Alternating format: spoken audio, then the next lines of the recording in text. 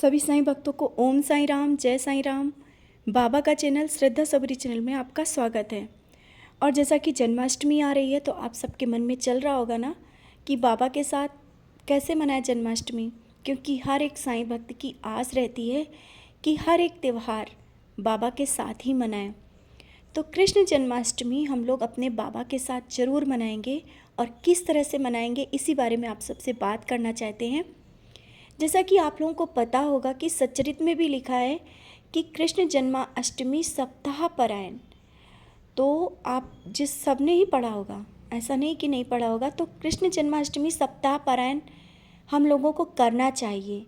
अपने घर में जन्माष्टमी के दिन पारायण करें, जन्माष्टमी सप्ताह पारायण करें।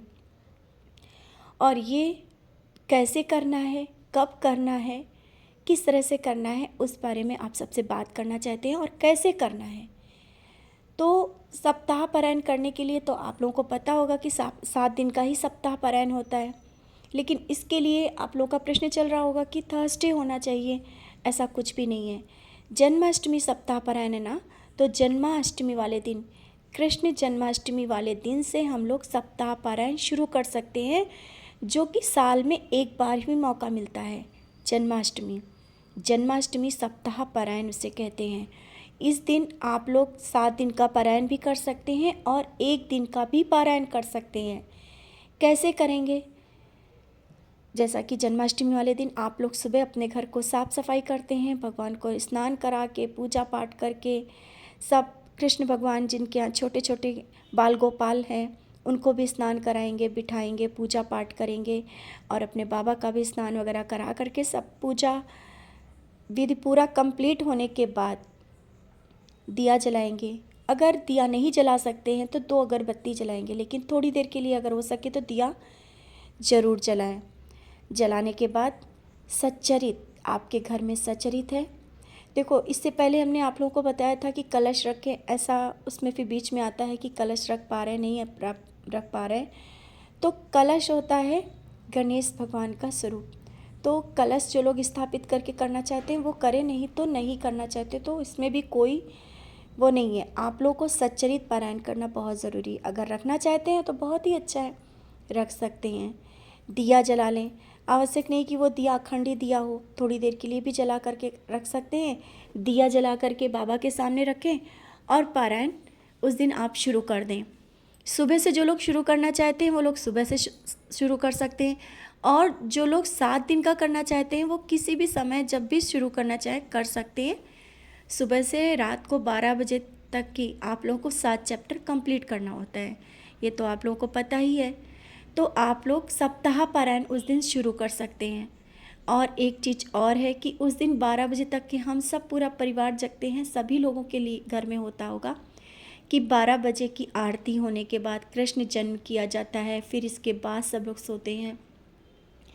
तो 1 दिन का पारायण भी पूरा परिवार बैठ के कर सकता है। अगर चाहें आप लोग तो अपने घर में पूरा परिवार मिलके रात को 12 बजे सब लोग बैठ कर के, रात को 12 बजे के अंदर ही आप सब लोग बैठ कर के पारायण 1 दिन का भी कंप्लीट कर सकते हैं। जिस तरह से आप लोग बैठ कर के 12 बजे तक के समय बिताते हैं, उसी समय आप लोग बैठ कर के अपने चैप्टर थोड़े थोड़े लेकर के 1 दिन का पारायण भी आप लोग कंप्लीट कर सकते हैं। नहीं तो आप उस दिन सप्ताह पारायण की शुरुआत ज़रूर करें, करके देखें, आपको बहुत ही आनंद मिलेगा। और जो आनंद आप पाना चाहते हैं ना, सप्ताह पारायण करने से बहुत कुछ मिलता है। और कृष्ण जन्मोत्सव के दिन से सप्ताह पारायण तो बहुत ही महत्वपूर्ण है। और आप सबसे सप्ताह पारायण क्यों एक महत्वपूर्ण बताया गया है, क्योंकि जन्मोत्सव घर में खुशियाँ आती हैं, घर में जो भी निगेटिविटी होती है वो जाती है, एक नया माहौल होता है। जन्मोत्सव अपने कृष्ण का जन्म होता है और उस दिन भगवान हमारे घर में विराजते हैं आकर के।